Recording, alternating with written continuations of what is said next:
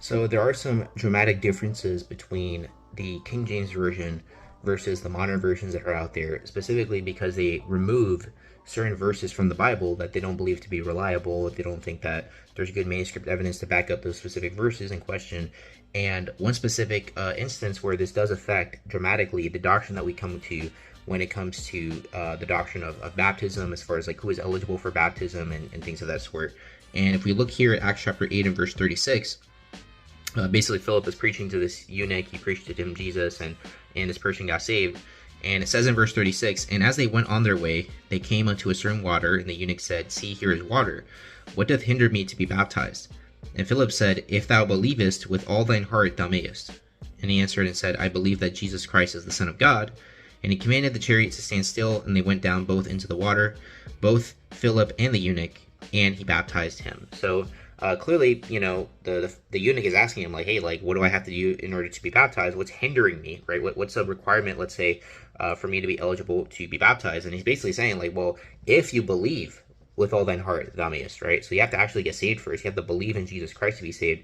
And then, of course, the eunuch himself gives a profession of faith where he says, hey, I believe that Jesus Christ is the Son of God, basically responding to that requirement, saying like, well, yeah, actually, I do believe in Jesus Christ. I do believe he's the Son of God. And so therefore, there's no other requirement. I can get baptized. And that's sure enough what happens. And so verse 37 is the verse in question that a lot of people take out, or a lot of the modern versions take out, I should say. And what they're basically saying is like, oh, this verse isn't reliable. It's not in the earliest manuscript, so we're going to take that verse out. But if you take the verse out, then basically what you have is like, okay, the eunuch's like, hey, there's water here.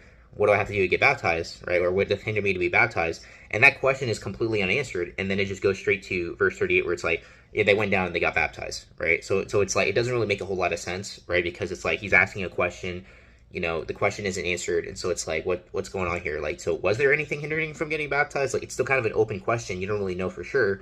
Whereas when you have verse 37 there, it makes total sense, right? Philip is answering his question like, well, if you believe that Jesus is the Christ, right? And then, of course, the eunuch says, I believe that Jesus Christ is the Son of God. And then when he gets baptized, that actually makes sense because, that was the only thing that hindered him, so that now he is able to be baptized, right?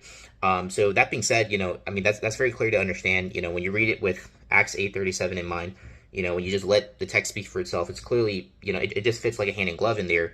Whereas if you take it out, then it's just kind of awkward. It's like, okay, well, what about his question that, how was this question answered? Like, how was that question addressed by Philip if we don't have verse 37? And so, obviously, by believing in believer's baptism, it directly comes from this verse, whereas if you don't have this verse, then it just kind of seems awkward, and it kind of removes that doctrinal significance of this specific passage.